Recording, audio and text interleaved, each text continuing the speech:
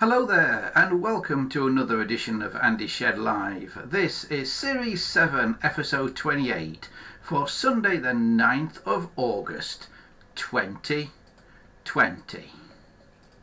Hello there and how are you? I hope you're having a great week. It's Sunday, it's 6 o'clock, so it must be time for the live show again. We've got people already in the chat. Dominic's already there in the chat tonight. If you want to join us on the chat and you are watching us on YouTube, you're watching us live, then feel free, join in the chat there and ask questions or whatever and tell us what you've been up to this week. It's been a bit of a busy week for me. I've been clearing out the garage here basically all day yesterday and part of today. I made some space in it yesterday and I had to fetch some stuff back from a place where I was storing it today. So the space that I cleared yesterday, I've filled it up again today. so yeah, I could do with a bit more space. I mean, I have the world's only garage with a mezzanine floor, so I've got 2 levels in it, I think. So yeah. So it's been a busy old week, a busy old weekend as well, and the dust and that's got everywhere. Getting up my nose, it keeps making me sneeze, the dust. So yeah, it's been an interesting one. And has it been warm enough for you as well this week? Because it has been a mega busy week this week, and a mega hot week as well. Right, we'll crack on with what we're supposed to be doing. Remember, if you want to get in touch with us here at the show, here's the website where you can find a contact form, andyshed.coldpress.net, or failing that, just leave a comment either on YouTube or on Library if you want to.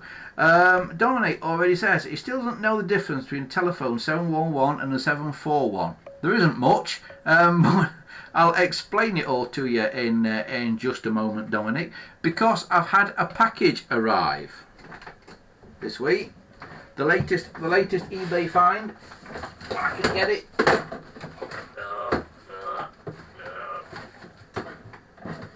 Getting too old for this picking things up business. This is what's arrived this week. This is a tele 741.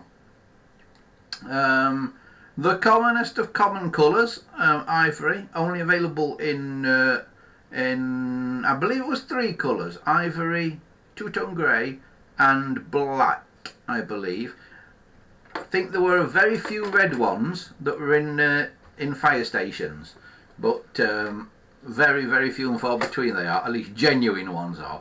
Unfortunately, they've started making these cases now in all kinds of weird colours, including red, so you get a lot of places where they claim they've got a red one, and if you see a red one for sale somewhere, beware, because it's probably not a genuine red one.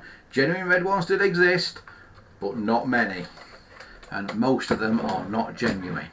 So that's what we've got here today. Christopher 2000's in the chat as well as Jimmy Myers. Evening all, hope you've all had a good week. So yeah, we're going to take this 741 apart today and just see what it's like. Right, have we got a camera on the desk, I ask myself. More or less, yeah. There we go. There's a desk camera. This desk's a silly shape, so you can't get things properly under the camera. But yeah, there you have it. Now I'm noticing something already on this, in that the hook switches are a bit sticky sometimes. They seem to be okay now, but they are a bit sticky sometimes. So we're going to have a look inside this one. We will turn it upside down, printed on the back, and printed upside down actually on the back of it is what it is. It's a tele 741. GNA is the manufacturer, 72.1, so it was made in 1972. This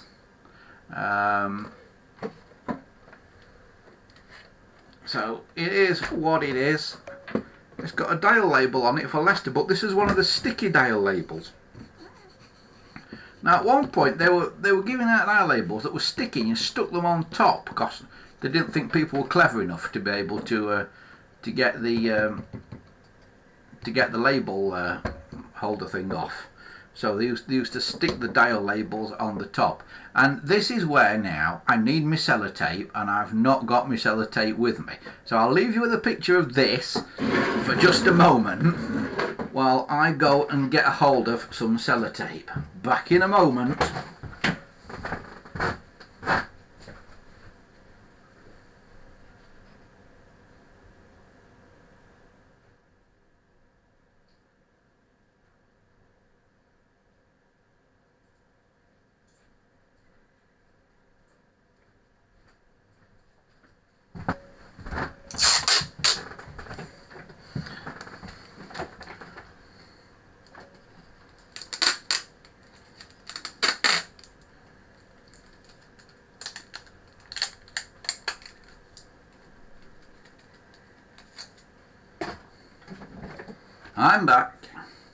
I'm back, and I'm back with sellotape, which I've just all stuck together on myself. Wonder if I can still do it. Right, we know what the trick is by now with these dials, don't we? With the sellotape, you put the sellotape across the front of the dial label like that. A smart tug upwards, and hopefully it'll come off. There you go. Got it. And then we'll take that off. And we're going to take this manky old sticker off the front of here.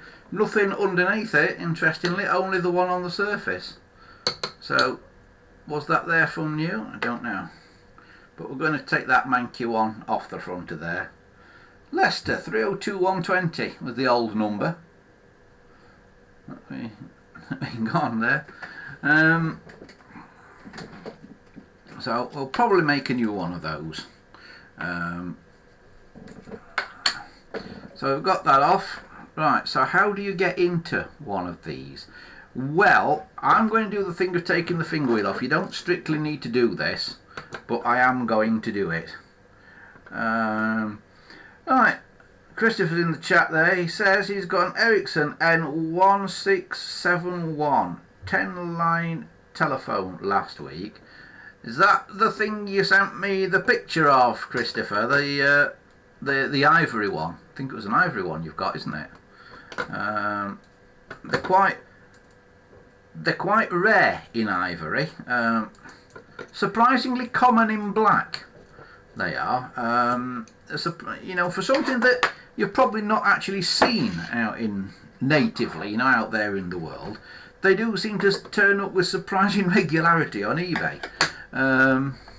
Right, so we've got the dial label off this now. So how do you get the case off one of these? Well, there should be, and there is in this one, a little screw under there.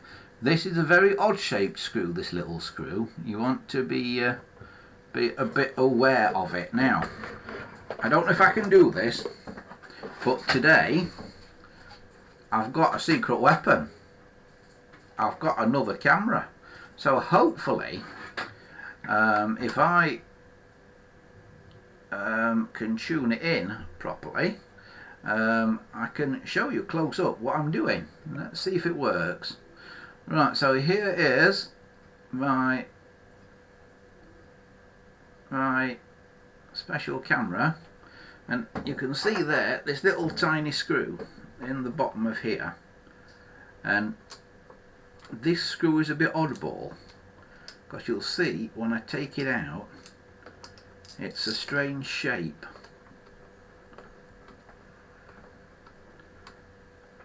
Now, I don't know if you can tell or not, but that screw's got a very wide bit before it gets to the thread. I'll take it all the way out, then you'll see. And it has to have that wide bit because it holds in that hole there. You see, that's what holds the case on, and the hole isn't just a hole, it's kind of almost a horseshoe shape, almost like a mouse hole thing, but just a bit more than a mouse hole there. So it has to have this wide bit that goes through the plastic. So if I can get the screw to sit on the desk without it moving about. I'll get you an image of it. Okay, can you see that? So that's the weird shaped screw that holds the case on. And then what you do is, in theory, just lift like that, and we'll switch back to the other camera now. And when you lift like that, and it should just lift up and then up off the top like that, and there is your case off, and then there's a floppy button here that is very floppy in the case of this. In fact, it's so floppy it feels like it's almost broken. So we'll have to have a little look at that, because the button shouldn't be that floppy. Right, so here it is. Now, the interesting thing about this phone is it's already got a modern plug on it. So really, we ought to try it, didn't we? We ought to give it a go before we go any further. So let me see if I can find a place to plug it in.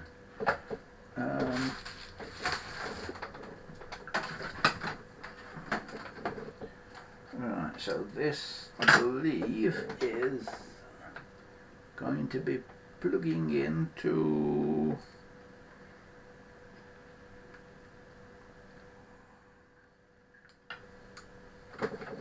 23, is it? So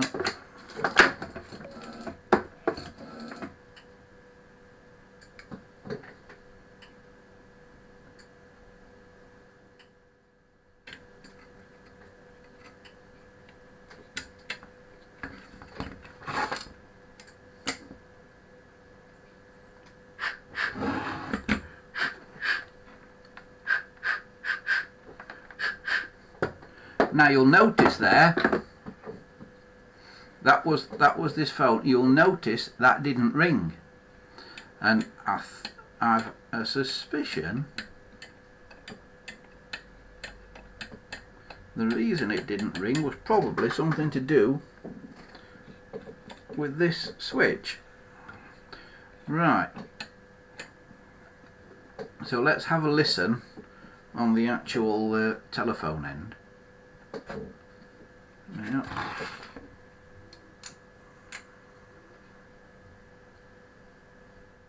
Right, I am getting now with it a dial tone. So what we'll do is there an engineer's thing to hold it down? Yeah, there is. The switch hooks here, there should be an engineer's test to hold it down, to hold it on a hook, and what you do is this little lever here, you press that backwards, you see, when it's on the wall like that, and it holds it down, and when you move it forwards again it springs back up. Can you see that? So like that, and then that little thing there, move it backwards and it holds it down like that. And now if I dial in to, it thinks it's on a hook.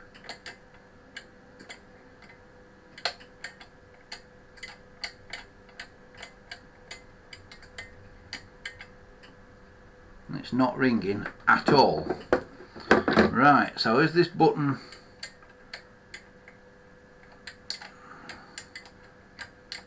set up as an on-off switch, or is it set up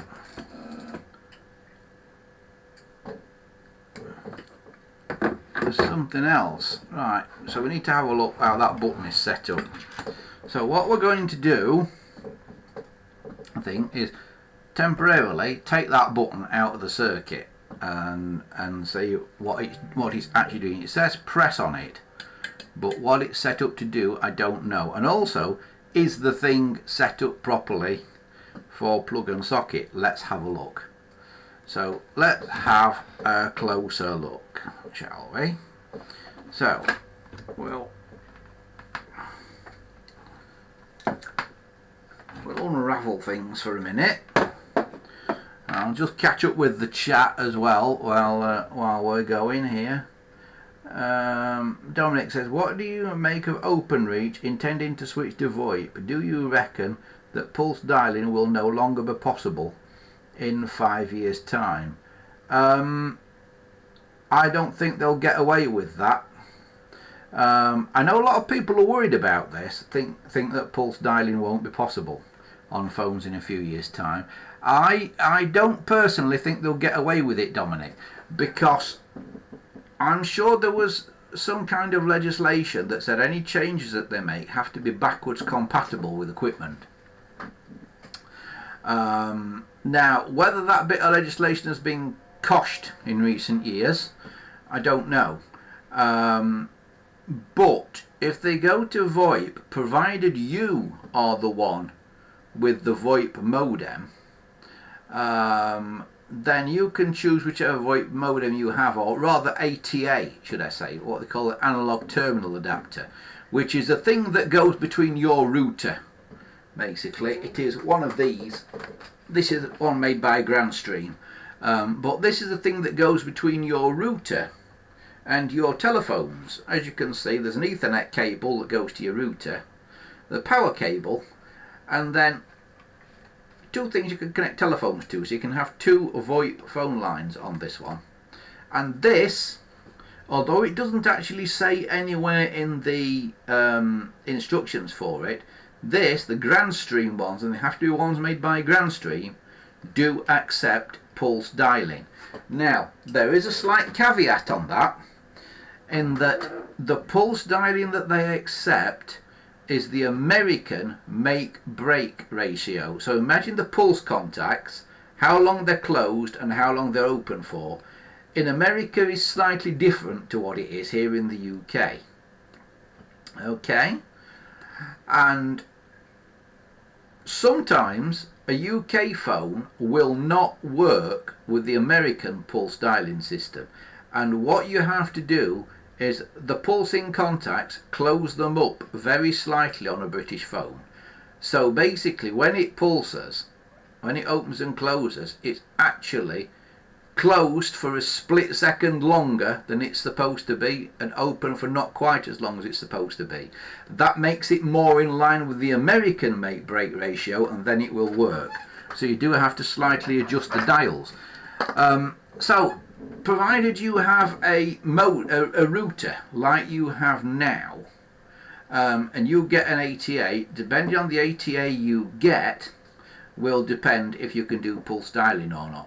Now, the problem will come if the phone companies decide that they are going to make you have their router, and they're going to make you have a phone along with your broadband, package with your broadband. So rather than have the BT socket that we have today, you will have a box of tricks somewhere that then goes to that BT socket. So you'll have a box of tricks maybe just in the corner of your house, and then a VoIP phone plugged into it. Now I think the box of tricks will not be in your house. I think it'll be in the green cabinet just down the road. So I think what will actually come to your house will, for all intents and purposes, still be a phone line. I think it will be VoIP to the cabinet down the road at the end of your street, but I think then from there to your house it will basically be an ordinary phone line still. So I don't think you'll have to worry about it. I think that's how they'll do it. I don't know for certain, but what you'll basically do though, if they don't do it that way, is just ditch your phone line entirely. Say, I don't want a phone line anymore, I just want broadband. Then do like I do and have my own ATA plugged into my router to go over the broadband.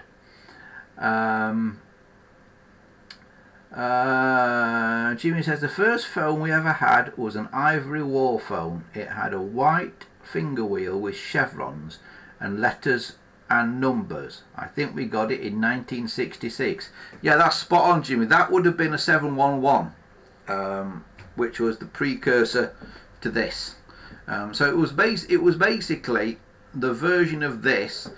This is to a 746 what your 711 would have been to a 706.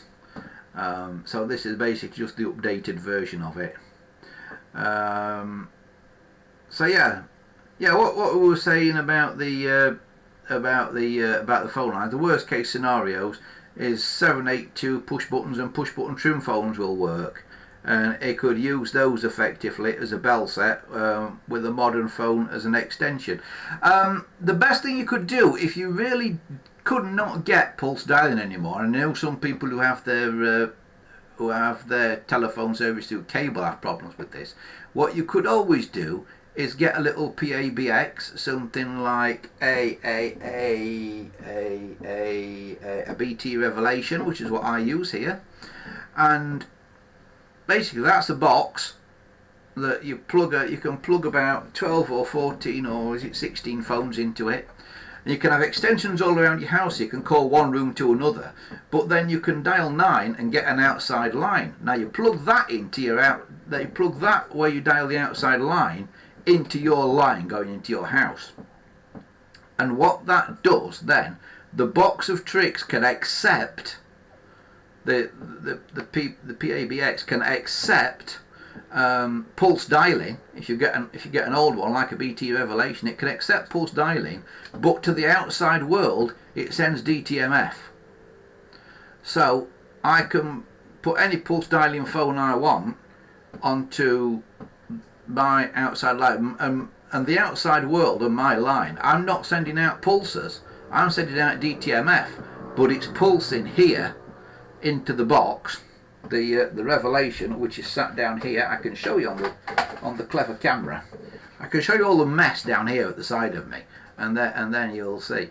But down here, you see, is this box. This is the box is the Revelation in amongst all these wires and things down here, and this box, I don't know if you can see down in the bottom there, it's a bit dark, but there's a load of wires going to the bottom of there. I've got to tidy this up. It all broke down the other week, so I had to mess up all the wires. It was all nice and neat. Then it broke down, so I had to mess about with all the wires, so I've got spaghetti everywhere at the minute. But basically you have as many extensions in your house as you've got phones or whatever that go into this, and then lines that come out of this, and I've had it set up for one line to come out of it straight into BT, and 2 lines to come out of it into these little ATAs on a completely separate service called CNET.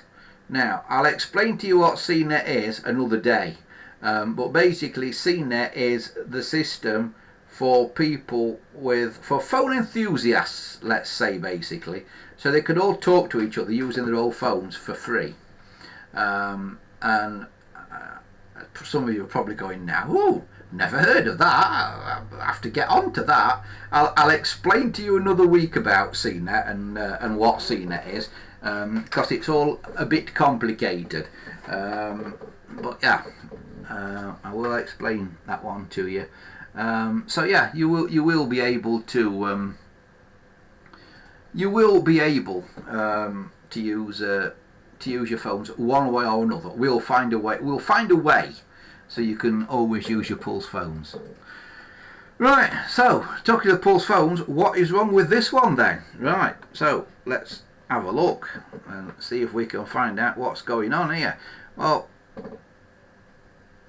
for a start, it's been wired up with a line cord basically for a 706, because really it shouldn't be wired through the bottom here. It should be wired to the line through a knockout on the back here, through this little thing here. So that's where its line cord should go, through that hole there. But this one hasn't been. So that's not boding well for this so-called conversion that's been done on it, because it has already been converted to plug and socket. So let's have a look inside and see how the conversion goes. Well,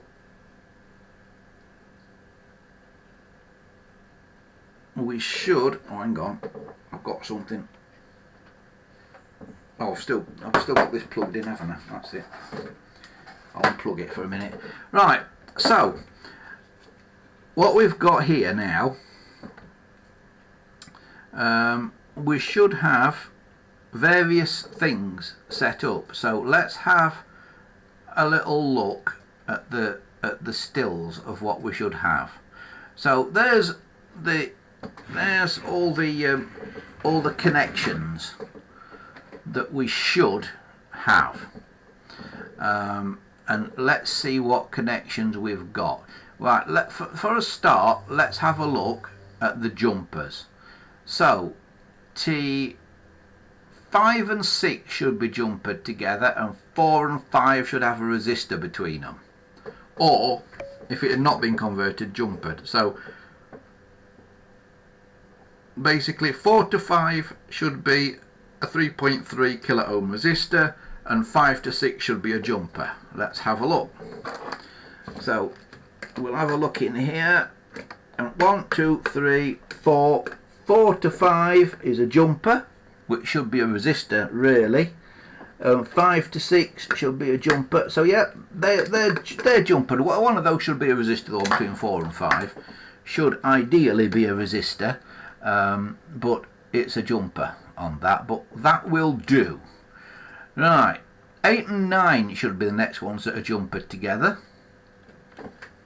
and we can see that they are there. 8 and 9 is jumpered together, and then 16, 17, 18 and 19 should be jumpered together. Okay, and there's nothing on 17. 16 should have a connection to the bell set, 18 should have the white of the line cord, and 19 should have nothing basically. So let's have a look. 16, 17, 18 and 19. Well, there they are. 16, 17, 18 and 19. Are they jumpered? No. 16 is not jumpered to 17. 17 is to 18. They've done it with a bit of wire. And 18 is to 19. They've done that with a bit of wire as well. But here, these are not jumpered. And what have we got on here then? On 16, we've got a black wire on 16 here, going up here. And what else have we got coming off the other side of 16? We've got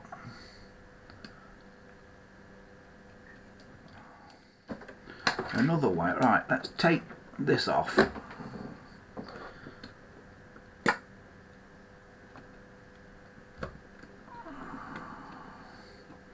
Right, so the line cord isn't in the right places at all, I don't think. Oh, hang on, it might be. Here's my line cord in my hand. So white is going to T17. Okay, well on there I've got it to T18, but provided 18 and 17 are jumpered together, that should be fine. Right, red is going up to T8, that's fine. Blue is going up to T6. Is that where it should be? Yeah, that's it. And green should be on T15, not connected to anything. Well, green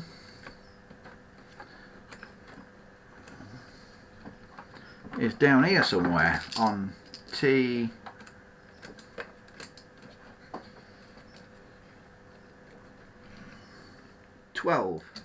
Don't you can see it in amongst all this?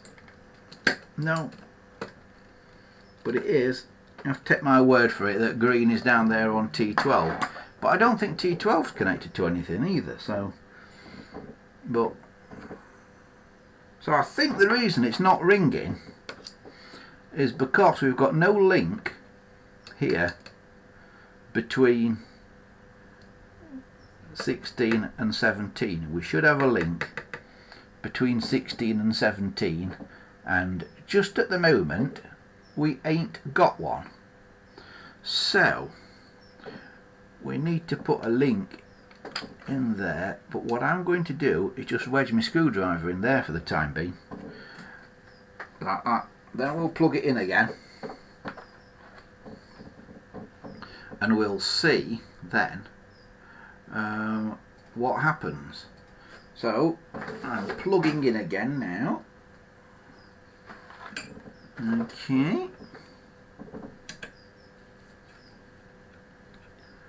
And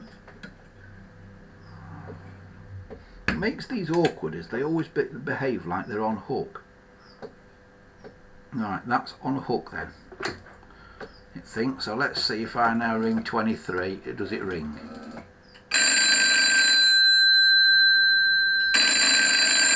Yep, there you go. Now if I take this screwdriver out, I think it's going to stop. Yeah, put it back in.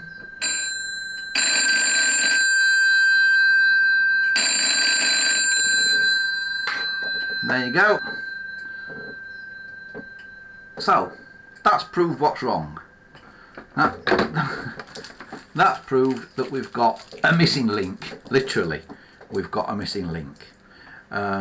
So I now need to find one of those, and I've not got my little toolbox box of tricks here with me, with all the little links and things in, which I would normally have here. So I need to find a bit of wire or something. Alright, I've got a bit of wire.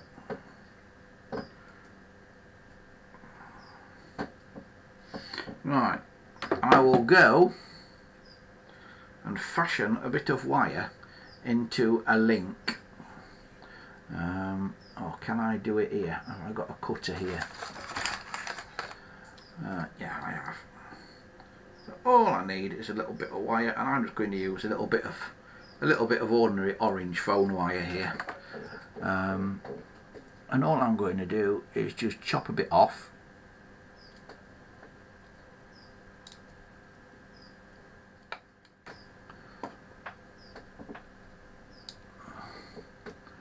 Like that, and strip a bit of one end of it.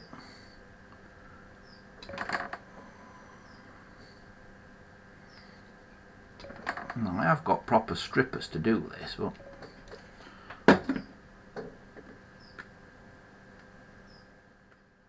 I'm just not got them here right now. And it's difficult this because it's solid cord wire as well, so you have to be a bit careful when you're trying to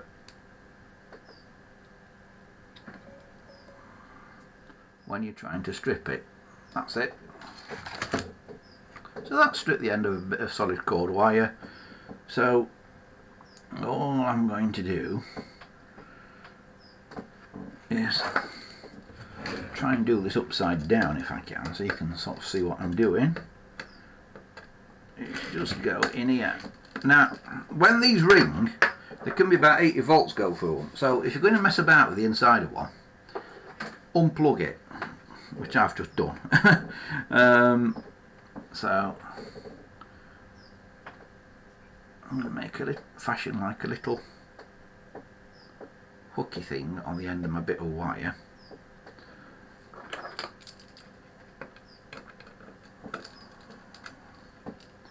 So that it will hook under there.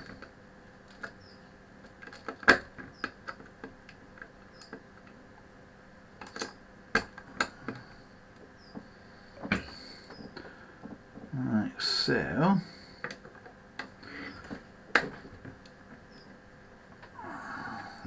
open up the next one again. Fashion a little hooky thing on it right way, so when you screw the terminal back on, it's not trying to unhook itself all the time.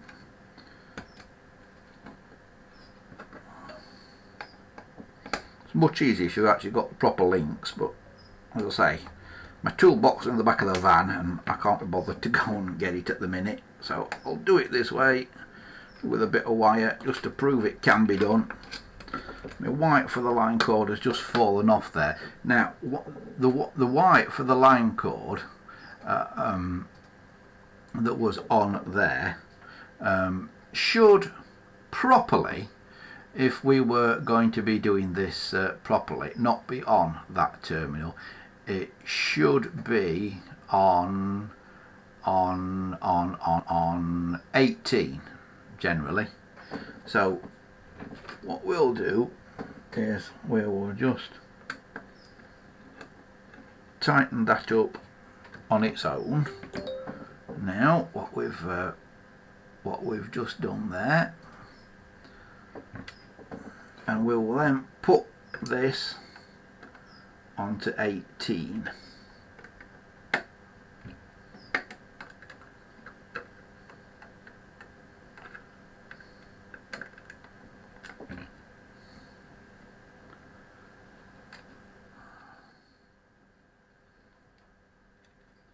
So line cord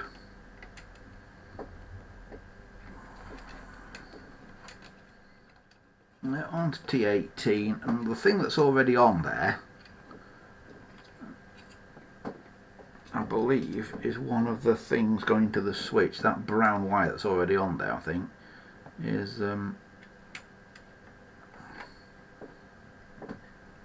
off to that switch that's fitted.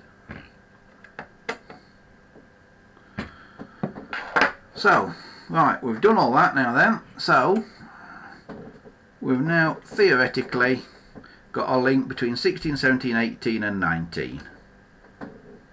So, when I call on another phone, we should hopefully get it to ring.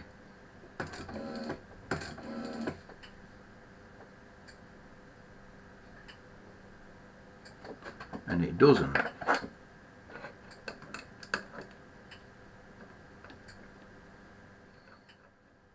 You know why it doesn't?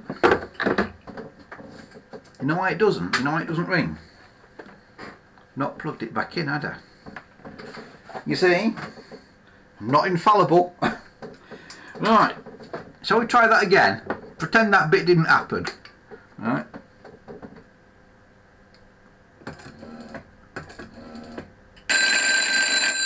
There we go. It's ringing.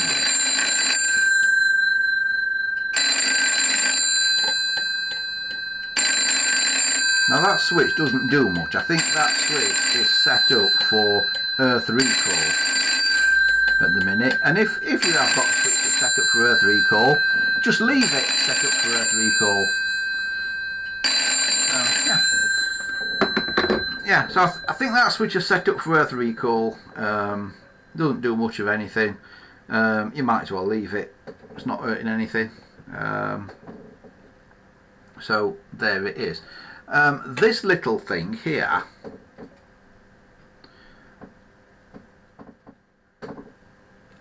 this device here,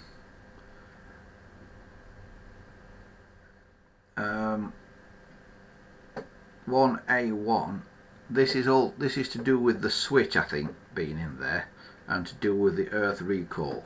This other little black thing down here, this one here, if you can see it, this one, this is in place to stop that clicking in your ear when you're dialing. It shouldn't happen anyway, but if dials aren't set up right, it does, and it can be very, very loud. And what this basically does is it stops really loud noises in the handset. What it is two diodes back to back.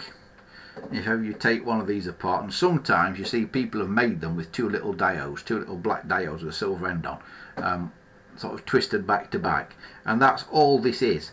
If this is missing, it doesn't matter, but you will potentially get that loud click in your ear as you dial it, and it can be very loud. It can like deafen you. So that's what that's there for, just to prevent that. Right, so it seems to work now. Right, shall we have a look and see what sort of state the dial is in? So before we do anything else, I'll put the finger wheel back on.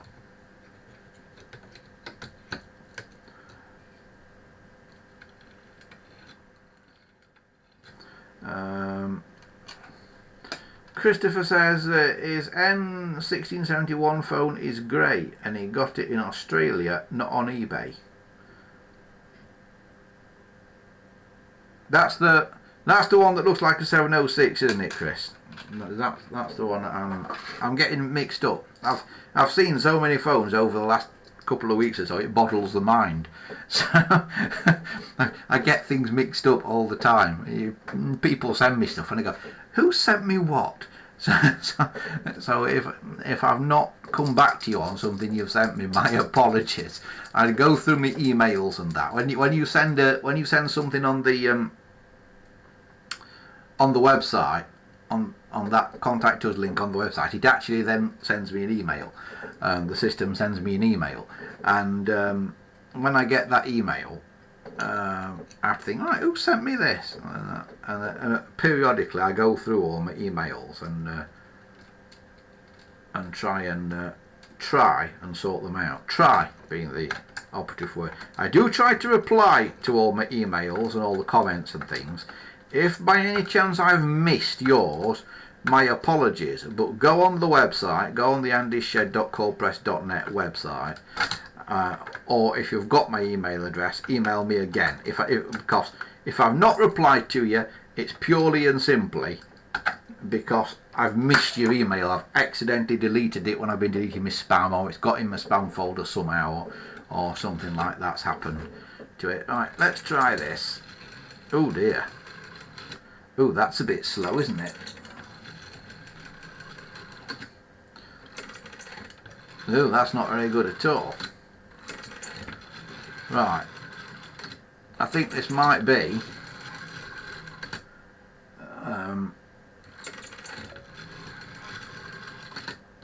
I notice this is getting a little bit faster as I'm using it. And what you can sometimes do is push back with your finger to make it run faster, and that will sometimes help a bit. But I think basically this needs lubricating first and foremost. So we will see if we've got some contact cleaner. I've just got to go and grab it. Just bear with me a second.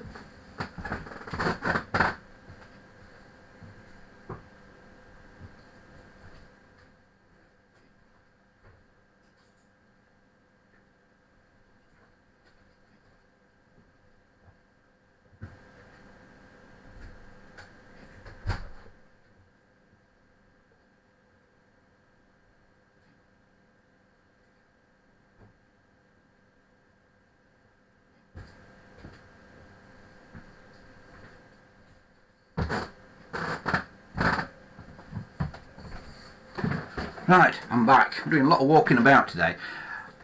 I've said before how good this stuff is. I get this from one of the pound shops. I don't know if it's One Below or if it's Poundland that I get it from. But it's Aquanol multi-purpose spray, and if you look, it does say on it that protects and cleans electrical contacts, drives out damp, lubricates, penetrates, blah blah blah, stops rust. So it should be quite good for spraying into one of these, shouldn't it? And it is. It's good stuff. So let's get this dial apart and give it a little bit of a spray. I may have to adjust the dial contacts. I often do. But sometimes if you adjust the dial contacts to make the dial run faster, if you adjust the governor to make it run faster, then when the dial does get lubricated, it will then run too fast. So here we are, and you can see this is one of the nasty, more modern dials with lots of plastic bits in it. One thing that we need to check is that that should be able to go that way without the bottom cog there moving. This little metal one should go around without the bottom one moving, and it does just about. So what we're going to do is just spray a bit of this in it. And people say, what do you want to hit with this? Well, you want to hit the cogs and that, basically, but you don't particularly have to do it with any great panache. It does come with a little straw on the side of it, but I'm not bothering with that because I kind of do want to get it all over. So, and hopefully that will do it. And I have to say, that stuff smells absolutely fantastic. It's probably no good for me at all, but it smells really good. Right, so we've done that, and a trick that I do is I just put the finger wheel back on without putting all the rest of the dial back together. Just put the finger wheel back on and just pop the screw back in, and you know, just to give you something basically to try it with, because you might have to take it apart again. You know, there might be a bit of trial and error here. So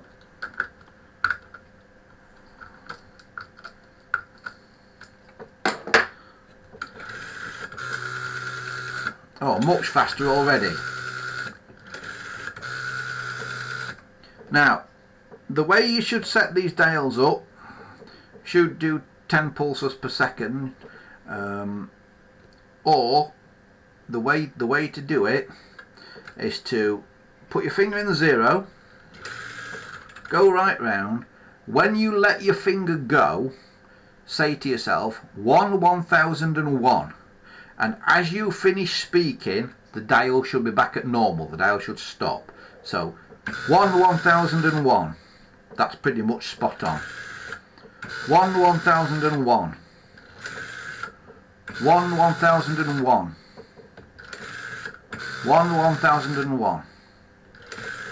1001. 1001.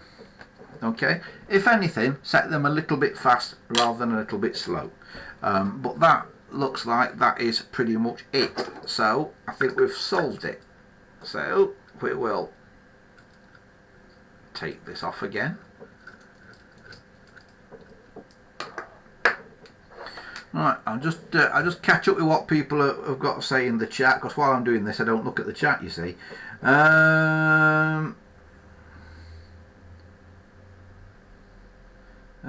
Dominic Meakin says, a non-telephone question, but what era and location is your 009 gauge layout set? It's not set in anything yet, Dominic, so I've not started building it yet. I got this 3D printer with the intention of doing other things with it, and I found these 009 carriages and that I could print, and they've come out quite well. So I'm going to build a 009 layout narrow gauge on the strength of it. But yeah, so I've not started doing it yet, but it's just going to be like a little demonstration thing, inside, something like inside a suitcase or inside an old television set or something like that. So it's not set in any era or anything yet, but where I am here in the UK at the moment, I'm not far from where the Ashover Light Railway used to be, and I've just dropped the screw. I've got it. I'm not far away from the old Ashover Light Railway. So it may look a little bit Ashovery when it's done. Christopher says GPO 741 and 746 phone circuit boards have little neon lights underneath the switch hook on circuit board. What? Phone circuit boards have little neon lights underneath the switch hook. A 74... where? Where's the little neon light in this then? Oh, do you mean the thing in here? Right. Do you mean that in there? there. I don't know if you can see that in there. It's inside the black sort of casing, but basically it is a light. It is a little lamp, and it's just there basically to use a bit of power. I'm not going to go into the details of it because it's you know, it's more technical than we need for what we're talking about. But basically all British phones of this era have these little lamps in. Originally the lamps did light up the inside of the phone, but people got worried about their phones glowing at night, particularly people with red 706s. Imagine a red 706 that's made out of Diacon that's a bit translucent anyway. There was this lamp using up a bit of power inside it that was glowing all the time, and people thought the phones were on fire, so they started painting the lamps black, so you actually do find black light bulbs inside phones where there's no need for a light bulb, and it's a black light bulb when you find it. But basically it's a light bulb very similar to a fairy light bulb. It looks like a bulb out of your Christmas fairy lights. I'm not saying you can fit a bulb out of your Christmas fairy lights if one blows, but you know something, I've never known a problem with one. I've never known one give a problem. So, but is that what you were meaning?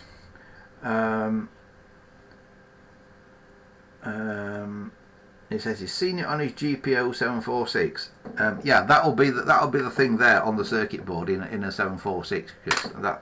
That little thing down there. Because this circuit board, although this is in a 741, this is exactly the same circuit board basically as you would get in a 746. If you just imagine this dial the other way around and mounted here sort of thing. So obviously all this metal work is different. It's exactly the same. Arthur G is with us. Hello Arthur. He says he'll need to try and get some of that lubricant. It looks like good stuff. It is. It's very good, Arthur. I'll show you the can again. I can't remember if it came out of Poundland or if it came out of One Below, which of course is what Pound World has reincarnated itself as, because all the Pound Worlds closed down and went into administration or something. But the one near me has now come back as One Below, and I find One Below is often a bit better than Poundland. It has more useful things in it. But yeah, it's this in this red, white and blue can. And whenever they have it, I buy 2 or 3 cans of it, because it is quite good stuff. And like I say, it smells fantastic. Right, so we've got the screw back out of the dial here. We've got that back out as well. Right, this is a bit mucky. You know what I'm going to do? Spray it with a bit of this. Yeah. And the dirt does just disappear off it. It's amazing what you can do. I need to find a bit of rag now, something. Oh, paper towel. Add a bit of paper towel here.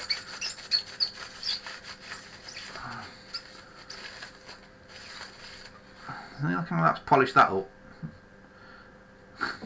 Right, so I can now put that back on. I will get some of the excess stuff off here, because what I always worry about whenever I put any kind of lubricant or anything in these, I always worry about what those chemicals are going to do to the plastics over the long term. So if I do it a bit excessive, I do try and wipe the excess away. Right, so that's back there, fits over those 2 little pegs of course. Then there's this little spring that can only go on one way, because the little things for the pegs, the little bendy bits for the pegs, are longer at one end past the bend than the other end, so it will only fit on one way around because of that raised bit there. So put that back on there somehow like that. Then we get our finger wheel. Make sure you put it on the right way around. You can get them transposed, you can get them upside down, although strangely that one doesn't want to go upside down. So I wonder if these 2 little pegs, if one is bigger than the other, because that one, oh no, it will go upside down. You see, got it upside down, but it's obvious when you do it, so you just turn it around 180 degrees and put it the right way round. Then put the little screw back in.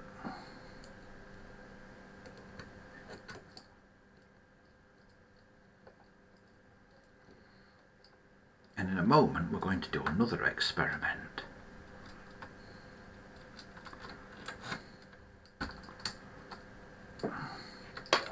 There we go. So we'll try the dial again. 1001. Perfect. Right, next experiment that we're going to have a go at. Remember, we've got this that's got this manky old label on it. Now some people keep these manky old labels, but this one really is manky and it's stuck. If it was the label inside the cover, I would keep it, but this is stuck on to the label cover, and I want to clean this label cover up. So let's spray some of this on it, because sometimes these cleaners do a brilliant job of getting rid of tacky glue and stuff. And said that I don't think this one's going to do it.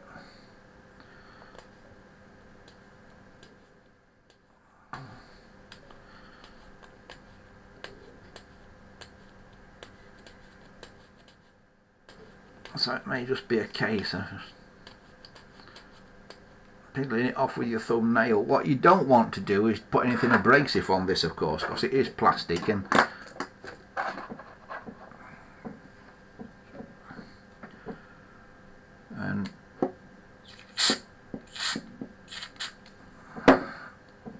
you don't want to damage the plastic. So while I'm piddling away at that, I'll check up in the chat. Christopher 2000 says, I never knew about the lights on the circuit board. I thought I shorted out the phone when I saw the lights glowing in the GPO 746. Yeah, that's what everybody thinks, Chris. That's what people used to think when they had one at the side of their bed. At night they saw the phone glowing and thought, oh, the phone's on fire, the phone's shorting out. So that's why the GPO started painting the bulbs black. Dominic says, what do you think of the 1968 722L I found? I shall have to see if I can lift the ringer board at some point to work out what that blue wire is for. Yeah, it looks like a good phone. To me, it looks very interesting. Does it work, Dominic? I can't remember if we said if that one worked or not. Arthur G says, I'd just soak it in hot soapy water. Yeah, you probably could, Arthur. I'm not going to deny that one moment. The problem is with the hot soapy water, I find on this plastic, it doesn't fetch it'll fetch the paper off, but it leaves the gum behind. And what this stuff does is, there where it's now soaked into the gum, it does get rid of the gum.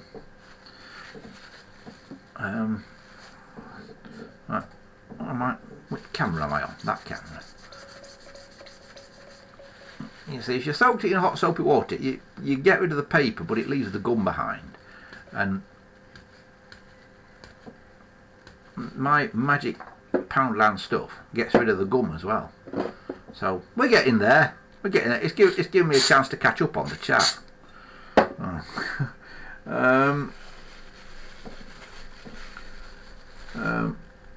When the N1601 phone was made, because there's no date stamp on the phone.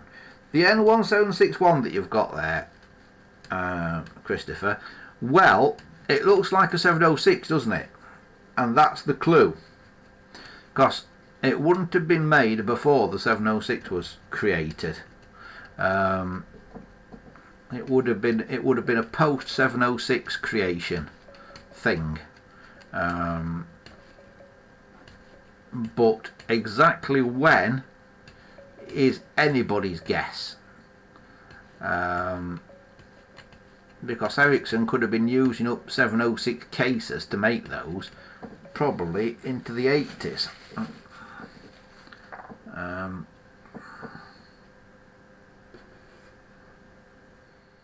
We're getting there.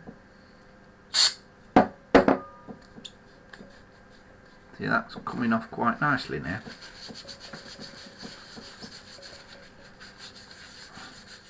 Dominic says his trim phone, it works fine. He also fitted a piece of card with a glow-in-the-dark paint underneath the dial plate to replace the tritium tube. Yeah, he sent me a picture. You sent me a picture of that, didn't you, Dominic? And it works incredibly well. All he did was paint a piece of card the same shape as the tritium tube, the sort of C shape.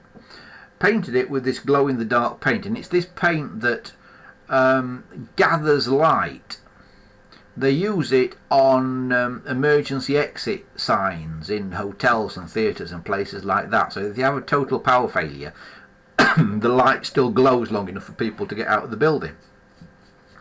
And if he did it with this paint and charged it up, you need a fairly bright light to charge it up. And once it charged up, it glowed quite well. And he said, did you say it glows for about an hour, Dominic? Is that what you said? It continues to glow for about an hour or so, and then it dies down. So it glows for about an hour. That's probably as long as tritium tubes ever lasted, to be quite honest with you.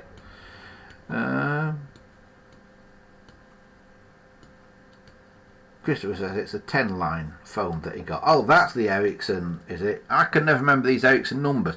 The problem with these Ericsson numbers, Chris, is that they're not all phone model numbers. Some are component numbers, and you have to be very, very careful, because they had all sorts of component numbers, Ericsson, for different components that all started with an N.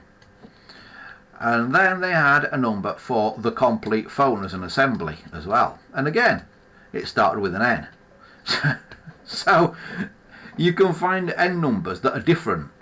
And people go, oh, my phone's made up of lots of different ones because it's N something something something on that component and N something something else on this component. So it must have been made out of two different phones. It wasn't. It's just that they're actually the component numbers, not the number for the thing as a whole. But what I would call what you've got there, Chris, is a 300 series thing, because it is basically using bits that were common to what Ericsson were making as 300 series phones. I would date it to some time in probably the 50s, probably early to mid 50s, if I was guessing. That's what I would date it to. Your 10-line Ericsson there. Dominic says, yeah, his trim phone that he painted a bit of card and stuck in there. It glows brightly for about an hour and can glow dimly overnight. Very true on the short life of the tritium. Yeah. Did I tell you the story about the woman who rang me up once? Very concerned that her child was in a school play where they were using an old telephone, and she'd heard that old telephones are radioactive, and she didn't know if she should stop her child going and joining in this school play. She really was going to stop this kid taking part in the school play because she'd heard that old telephones are radioactive. And she heard that they were using one, and she thought there was some sort of radio contamination in the school. So I did try to explain it to her, but that does show how people sometimes slightly overreact to things. Right, I've about done this now. I've got all the gooey stuff off, so that looks much better, I think. And actually, having that label stuck on there over the years has had the benefit of protecting this, so it's not actually particularly scratched. You know, it's in quite good condition, this dial opal. Give it a good polish.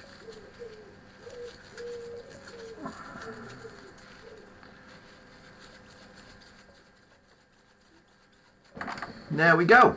There we have it. Right, I can now I'm not going to put that back in yet, because I might not be able to get the case on without taking the finger wheel off. So let's see if I can get the case on. Now the problem I've got now is this line cord is really going in the wrong place, but there is a little cutout down here, and I can make it go in that little cutout down there. Is one place where they can come in, but normally I'll say they come in through a knockout on the back. So now I need to stand this up, because that little engineer's switch thing that holds the switch hook down, it always engages when these are laid down. So I need to hold it upright to put it all back together. So what we do is we hold it up like that. Oh, I've got to put that back in there, put it through the big hole, and then push it across into the little hole. And this has got to go through there like that,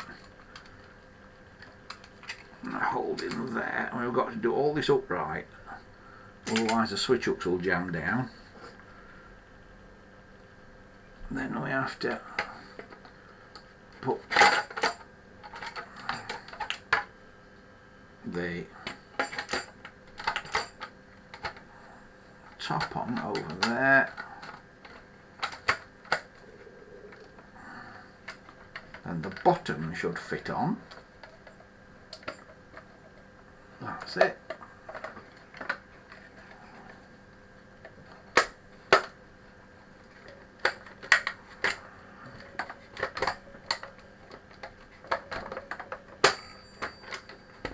Nope, that's not it. No, hang on, what's happening here now?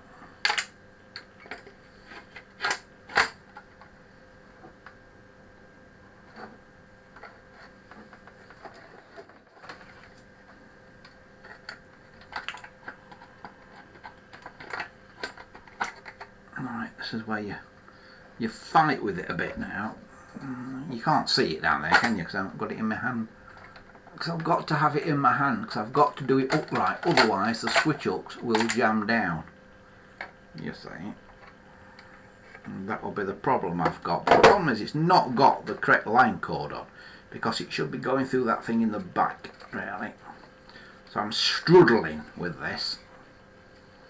I don't know why British telephones, the fitting of the cases to British telephones is always crap. It's the worst design possible. If you take apart an American 500 series, the case comes on and off dead easy. British ones, nothing quite works. And it's the same as British workmanship on cars or anything like that, isn't it? Get a car from Japan or France or somewhere, Citroen or Daihatsu or something, it just works. You get a car that's made in this country, and you know the bloody doors don't close or things like that.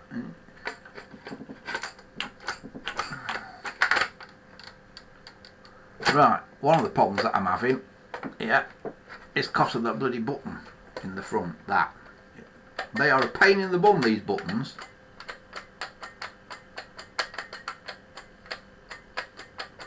And that is now pressing OK. So I've now got it back together, and I've managed to get that through that little hole down there, which is okay. Now what I would do, see, I'm not using the little grommet on the end of this cord, so what I would normally do is I wouldn't use one of these cords with a grommet on the end for this. I'd just use an ordinary cord, tie a knot on the back of it and the end of it, and just use that as strain relief, the knot, rather than the grommet. And then the cord with the grommet, I can use that where I need a grommeted cord on something like a 706 or 746. So where you don't need that little moulded grommet, don't use a cord with a grommet on it. And the beauty of that is you can then use a cord that you can buy for 99p or something that was actually an extension cord, just chop the extension socket end off it and put that end inside the phone, and you're not paying the £5 or £6 for a replacement line cord for a 700 series that you pay on eBay. You're paying 99p for one. So I will probably at some point take this cord off and fit a different one, and use this on a 746 or a 706. Right, so I've put that back together. So now what I've got to do is underneath here, I've got to put that funny little screw back in. So it goes in this, well, I like to say a hole, but it's kind of a hole that's joined to the other hole in the case where the curly cord goes through. So we've got to somehow get this in there. It doesn't go in far before it starts turning.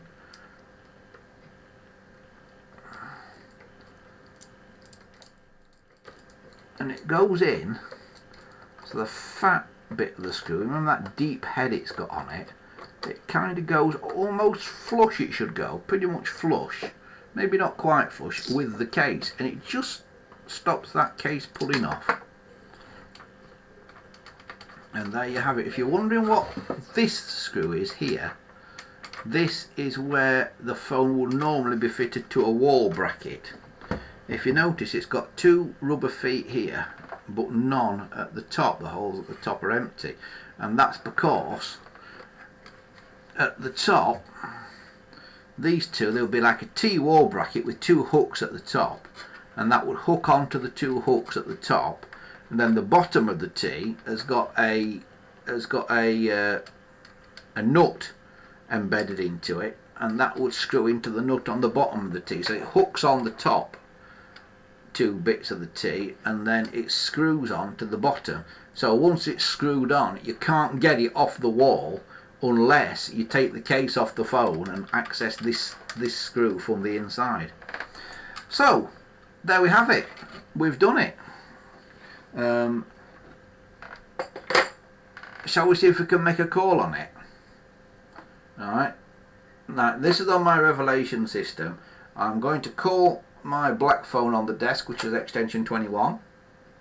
I've got a dial tone on here, so if I call 21,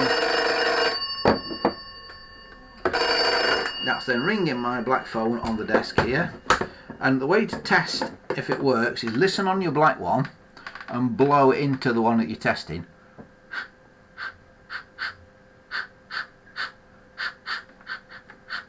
And you should hear it come through the black one. Then do it the other way around.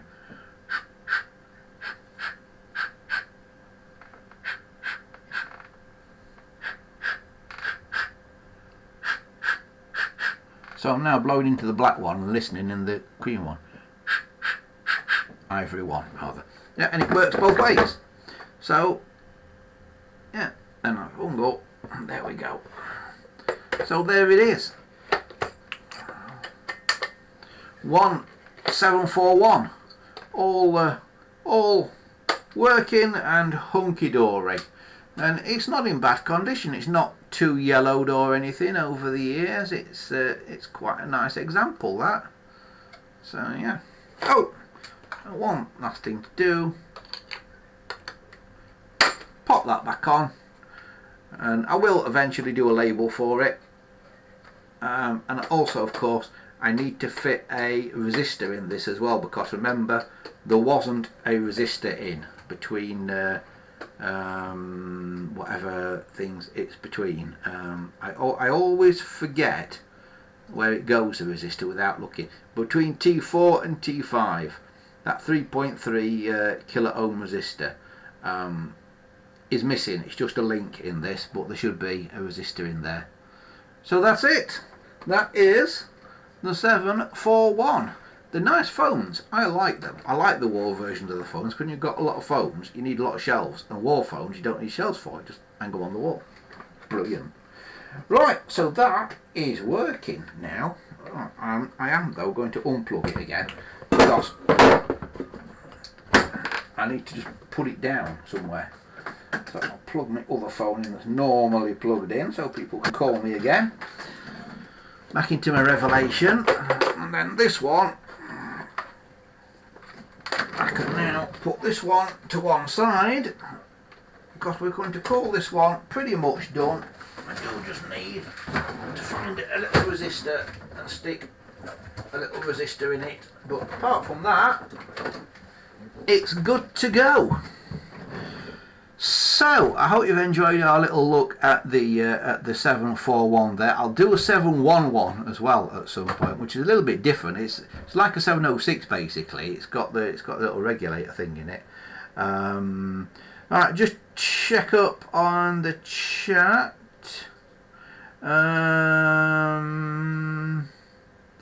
Arthur G said it was a good question by Dominic about OpenReach switch to VoIP. It will pursue that. Will pulse dialing be possible in years to come? I think pulse dialing will be possible. You may have to have your own little ATA box to do it, but I think it will be possible. Are any of you guys on CNET already? Are any of you people that watch this or listen to this or whatever, are you on the CNET system already? If you are, just give us a shout in the chat. There's a bit of a delay in me reacting to it because the chat comes through sort of like 30 seconds or so after I've done it in real time, sort of thing. There's a delay like that the old satellites to America used to have, but worse. But yeah, we'll have to have a look into CNET. It would be good if we could get everybody on CNET. We might even be able to do a CNET call live on the show. We might be able to get people to ring in.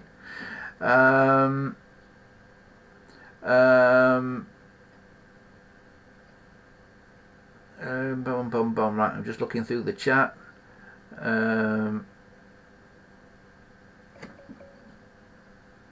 Dominic says, funny thing is, recently OpenReach renewed a telephone pole round the corner from me, which you wouldn't expect if it could be obsolete soon. I don't think the telephone poles will be obsolete, Dominic. I think your broadband will go across your phone poles. So I don't think the poles will be obsolete at all. Strangely, there's a pole across the road from me here that's been leaning, like the Leaning Tower of Pisa, for years and years and years. And they came and looked at that the other day as well. So I don't know if BT are suddenly going round, or whoever it is that does it these days, OpenReach or whatever, are suddenly going round checking on phone poles. Maybe they've had one fall on somebody somewhere, so they're checking them all.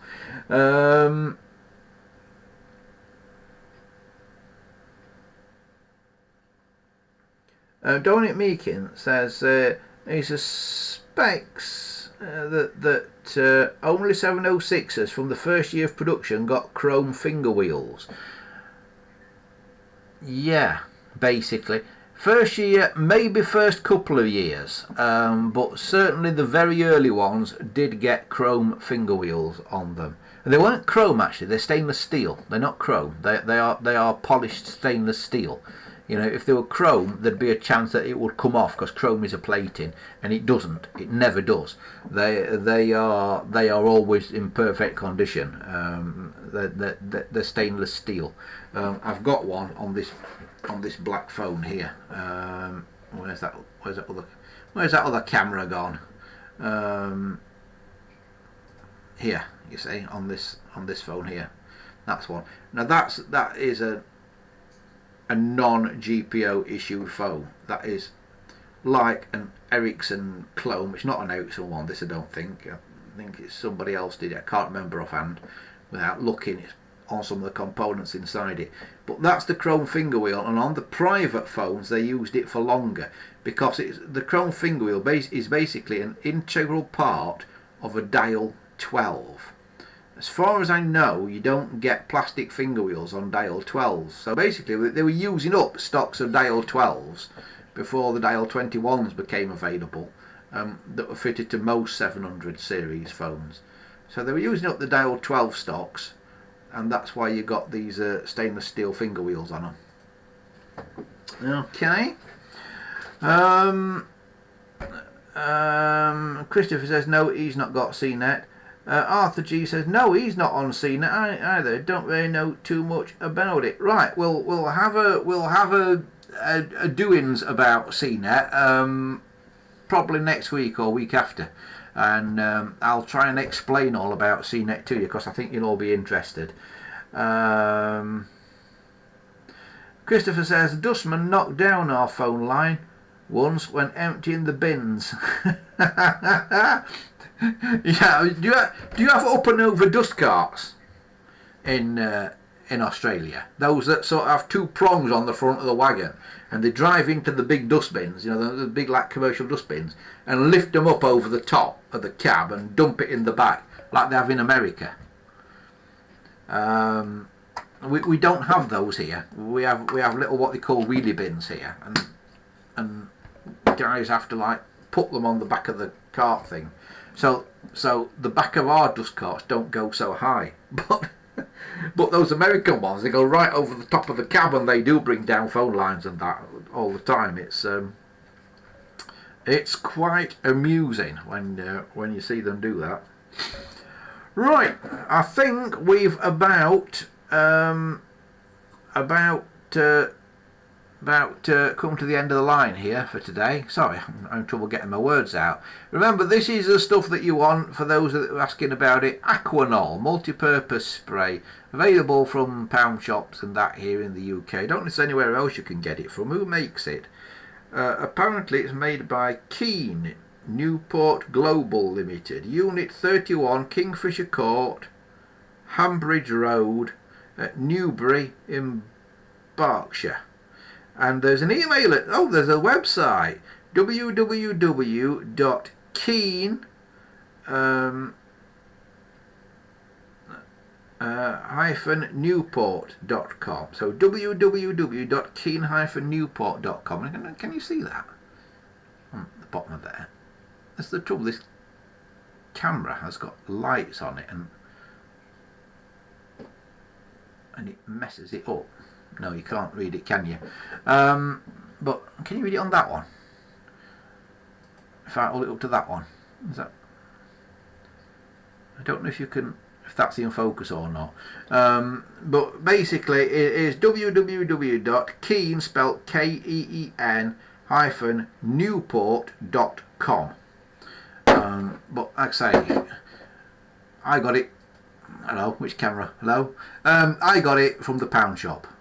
That's where I got it from, and it's definitely worth a go. Right, that almost is it for another week. A big thank you to everybody who has joined us here today in the chat. Please remember that you can find out more about what we do and some of the projects that I've done over on the website here, andyshed.colepress.net. That's also the place to go if you want to contact us. If you've not got my email address already, I can't give it out on the show, because if I do, I get loads of spam. But you'll find on that website, you'll find a contact form. If you fill the contact form in, if you want to send a picture or anything, you can't, but fill the contact form in and send me a message saying, I'd like to send you a picture, and I will email you back with an email address that you can send pictures and things to. Also remember, if you want to support the channel on Patreon, you can. The way to do that is by going here, patreon.com/AndysShed. And that really is about the end of the road for today. Thanks to everybody for watching and joining in. Oh, one last thing, if you're not a subscriber on either YouTube and or Library, wherever you're watching this, please do us a subscribe and give us a thumbs up as well. We are trying to get to that magic 1,000 subscriber mark, and we're at 820 something last time that I looked. And once I get to that magic 1,000 subscribers, it unlocks all kinds of things on YouTube, like I can do mobile live streams again and stuff like that. So that would be really good. If you're not a subscriber already, please do click subscribe. And if you know anybody else, get them to subscribe as well. And also keep watching, because we need to get the watch hours up. So if you're the sort of person who leaves your computer on overnight, leave it on playing a video. Because it helps. Right, that is as far as we go for this week. Thanks to Dominic, thanks to Christopher, thanks to everybody who has been in the chat. Thanks to Moog Dome, who's come in as well.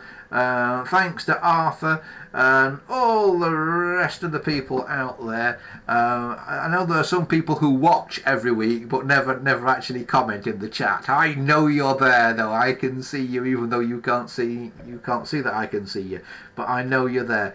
Thanks to everybody for taking part and supporting the channel this week.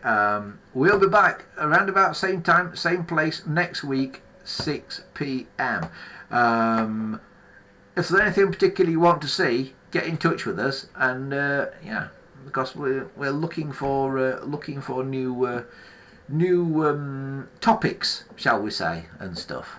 So yeah, we'll have more on next week as well. I might even have got a bit of the 09 Railway done by next week. Who knows? Miracles might happen. But from me for now, as I say, thanks for joining us. We'll see you next time. Bye for now.